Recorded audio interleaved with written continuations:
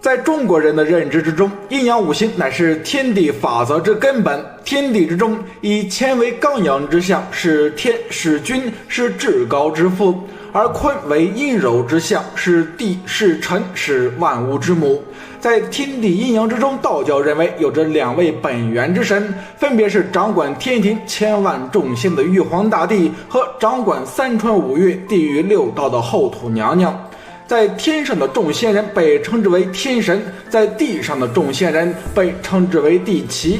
在最早春秋时期，道教还没有建立之时，佛教也没有在中华大地上传播。那时天界与冥界六道的观念还都未成熟。根据《山海经·海内经》所记载，炎帝的妻子乃是赤水氏之女听沃，听沃为炎帝生下了个儿子，取名为炎居。炎居生下了桀病，桀病生下了细气，细气的儿子就是传说之中的火神祝融。火神祝融的儿子更是了不得，乃是那传说之中怒触不周山的水神共工。这水神共工又生了两个儿子，一个是树气，而另一个则是掌管冥界与大地的后土。而此时的后土之神乃是男儿之身，是水神共工的儿子。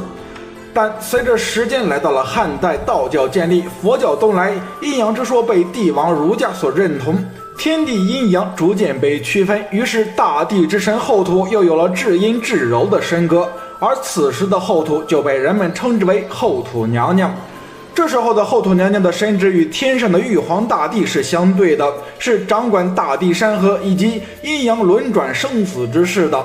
但因为六道轮回与冥界地府之中塞不下那么多高级的神明，所以后土娘娘基本上把幽冥地府的神职交给了东岳大帝、丰都大帝以及十殿阎王这些大大小小的鬼神身上，而后土娘娘所主要掌管的神职则以大地为主，像祭祀大地、祈求丰收、保佑社稷、平定九州，这些都归后土娘娘所掌管。像奇门遁甲之术、墓穴寻阴之机，乃至于保护墓地、迁坟下葬，都要祭祀后土娘娘这位大地之神。由于后土娘娘属于道教至高神明之一，所以对于阴司地府之中的事情并不过多过问，但她手底下的大大小小的神明却与阴司地府有着密切的联系。这个联系可以在城隍庙以及土地公公的身上体现出来。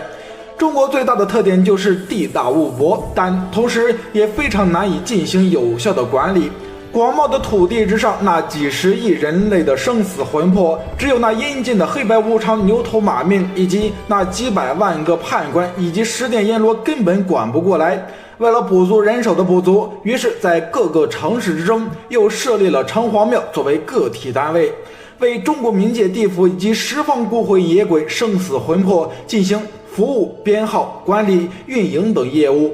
这些城隍庙中所供奉的并非是统一的神明，而是那些正直善良的人死后的魂魄所封之神。这些城隍庙中所供奉的城隍爷大多是生前受到百姓的爱戴，死后被众人拥立为城隍之身。像北京的城隍爷是明朝著名的刑部员外郎杨书山，此人生前做官刚正不阿，因为弹劾权臣而死，死后被封为北京城隍。